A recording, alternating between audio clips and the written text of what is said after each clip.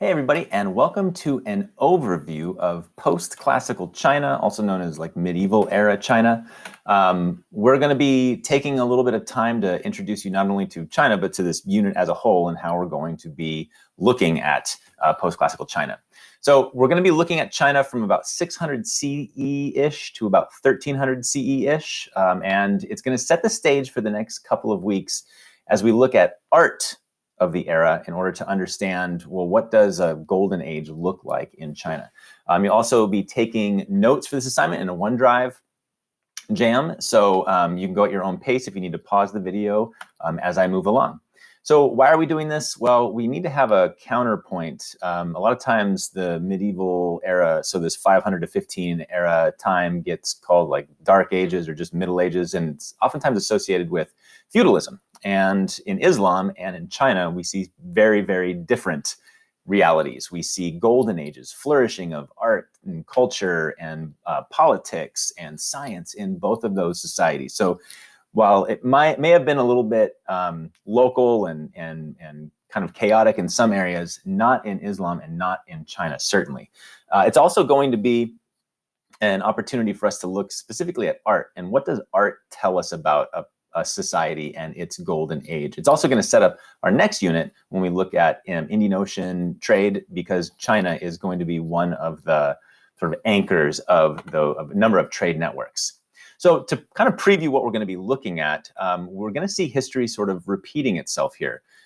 Of hundreds of years ago, in the BC era, we see China fractured into these warring states. Then a strongman emperor comes in and reunifies China. If you've ever learned about Emperor the Shi Huangdi, the emperor of the Qin dynasty, you've learned about that sort of strongman emperor that comes in and unifies China, but a little bit too brutal, ends up being deposed. And then we have another dynasty, the Han dynasty, come in, take over, and then rule for hundreds of years very successfully.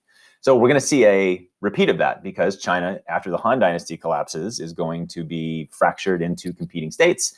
And then we're going to have a strongman emperor from the Sui come in and is going to reunify China, but a little bit too brutally with too much military. The Tang and Song are going to take over and run with that for hundreds of years. So if we look at our timeline, got a couple things going on here. The timeline that's sort of outlined in yellow there is the sort of history of Chinese dynasties from going all the way back to 500 BCE to 1500 CE. So that's 2,000 years of history. And then down below, there is a purple timeline that is lined up with it. And that's stuff that we've already done in this class, events and people that we've already seen in this class. So you can see that we're sort of rewinding history in order to take a look at China. So we're sort of going backward in order to move forward. But you see here in this timeline, there's this sort of march of unity and disunity. So we start off with the warring states period over here, which, as I said, gets unified. So we have disunity, and then somebody comes in, unifies China, and then hundreds of years of effective rule that ends up collapsing back into a period of disunity. Strong person emperor comes in, unifies, and then we have hundreds of years of effective and successful rule, and a golden age begins. Then there's a bump here where we have a fracturing, and we have disunity again, only to be brought back into unification with the Song dynasty for another 100 or another like 300 years. Now this all gets disrupted by the Mongols, who you'll learn about next year. But otherwise, we see this pattern of unity and disunity over time. Now, one reason why China is, we just talk about these different dynasties, but we're always saying China, and that's because there's a lot of cultural continuity throughout all of those dynasties, and going back and before, and then after the Mongols end up leaving or getting kicked out of China and the Ming takeover, we have a lot of this cultural continuity. A couple reasons for that. We don't really see a lot of major cultural changes come into play. There's religions like Buddhism does come in and it's sort of absorbed, but it doesn't really change Chinese society in the same way that we see Islam have a really big impact in a lot of Arab cultures in North Africa as well. So there's also little direct contact between China and other major societies. There's geographic barriers, there's distance that makes it so that China can kind of like operate, and it ends up influencing some of its neighbors, but not really being influenced by another major power, like we might have seen with the Persians and the Byzantines, that kind of interaction where there's a lot of constant conflict. China is able to sort of kind of do its own thing because of geography. Also, we have things like a pretty consistent writing system over hundreds of years. So that, like, the character for to learn that you see on the bottom of the slide here, that is its modern version of that. It can still be read from hundreds and hundreds of years ago. So a lot of the teachings and learnings can be passed on. And that kind of ties into China's sort of conservative way of running things, be that the conservative government or social norms and things like that. And here, when I say conservative, I know that conservative gets thrown around a lot in American political discourse, but here, what I mean by conservative is really emphasizing traditional ways of doing things, or looking back to the past and to ancestors in order to figure out how to move forward. It worked then. Let's keep that rolling. Let's go back to those golden ages. Let's go back to those times, those traditional times, those traditional ways of doing things. So different from progressive, where you're looking to change things, and change is the way to move forward.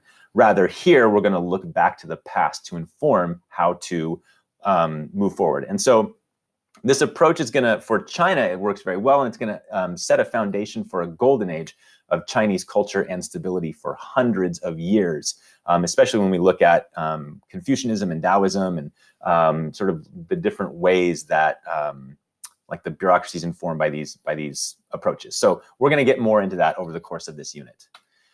So looking at sort of a timeline of how the sort of post-classical era China comes into a golden age, from a fractured culture, fractured state, into a unified China and a golden age, we need to start with the Sui dynasty, which is very short-lived, only about 30 years. And it is brought together by a very strong Emperor Wen. This is not Emperor Wen, this image right here. This is his son, because the Sui dynasty only ends up having 2 emperors before they're overthrown. Ruthless to enemies and very militaristic. Lots of military campaigns, but that sort of approach allows Emperor Wen to unify China. They look back to the past, claiming some sort of connection or lineage to the Han dynasty.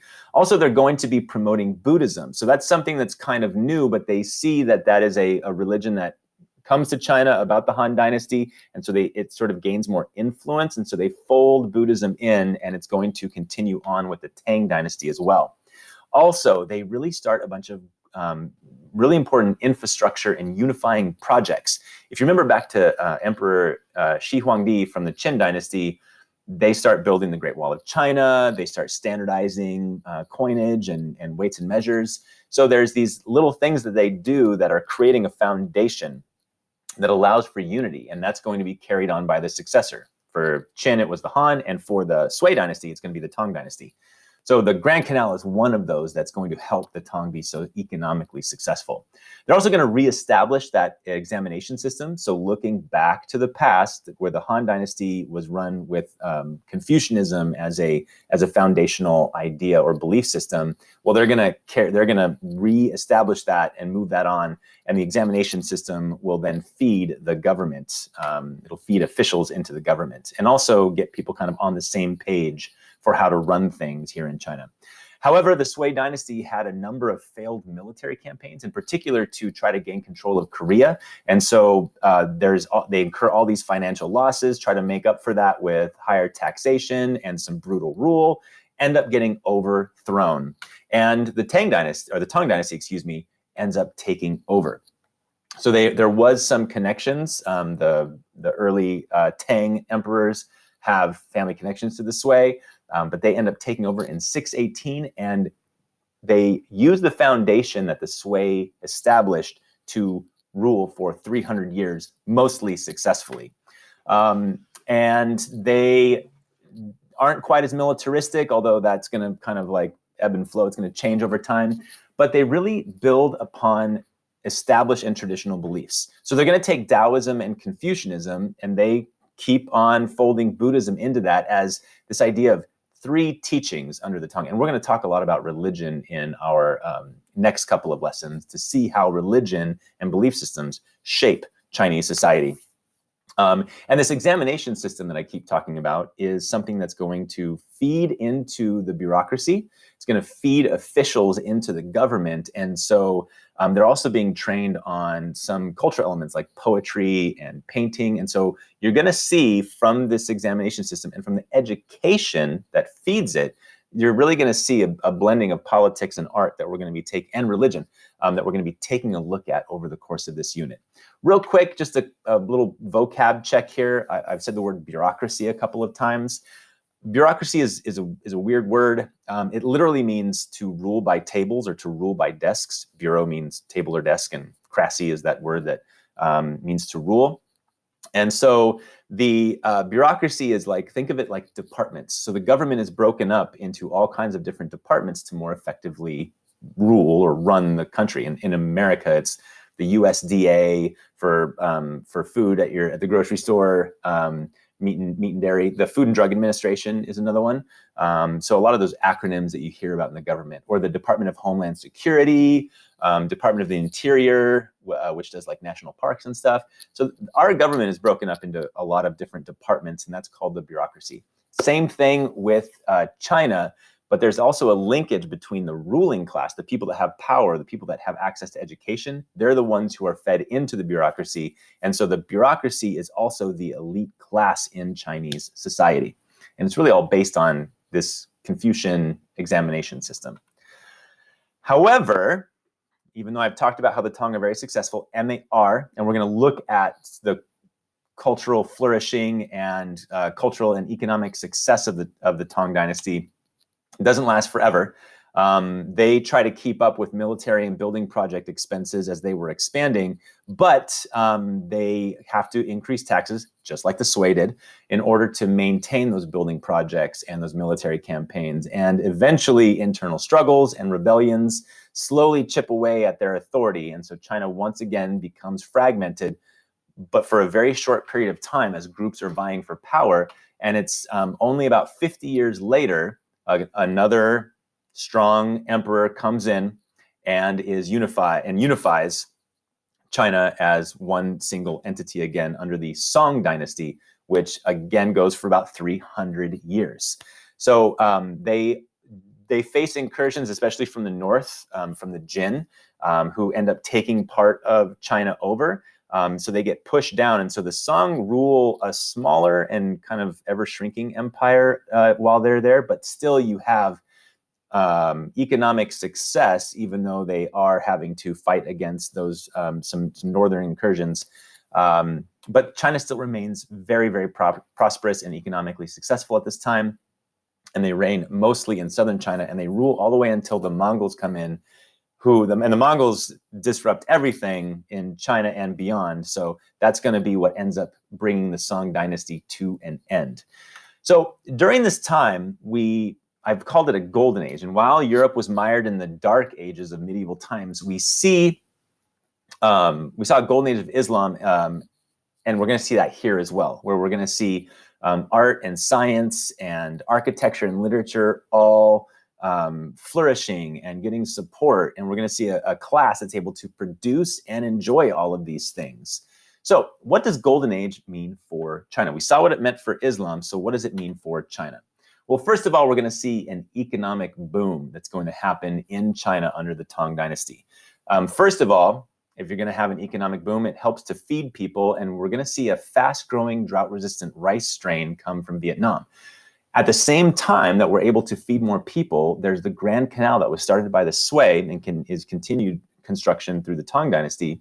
And it's going to help connect China, but also to help distribute such things as that fast-growing rice strain I talked about to people and markets throughout China along the Grand Canal. We're also going to see that we're going to see such success behind some of the goods that are produced that we're going to be producing goods for market rather than just to consume it ourselves. So unlike feudalism, where everything was very local, we're only producing enough to feed, ourselves in this small geographic range. China is able to produce goods that can be distributed along the Grand Canal to various marketplaces and then can also be kicked out to trade to other places as well. So with that, we're going to see all these markets pop up. We see paper money come into play because now, since we're producing goods for market and not just like trading directly, we can use paper money as a representation of value. Also, industrial production is going to come up in particular with iron, which is going to help like feed the military, feed some products for things like farming.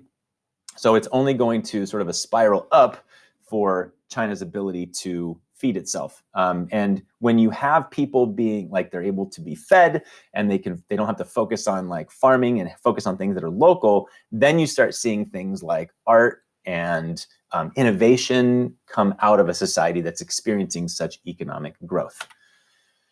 Also, I was talking about that examination system coming back into play. So we have this emphasis on education and, this attempt at what's called a meritocracy, where you kind of have to show like the government is run by people who have shown that they are effective rulers and they're not just like born into it, but rather they sort of prove their worth. So you have this idea of a meritocracy and people that are all kind of on the same page because they all have the same education.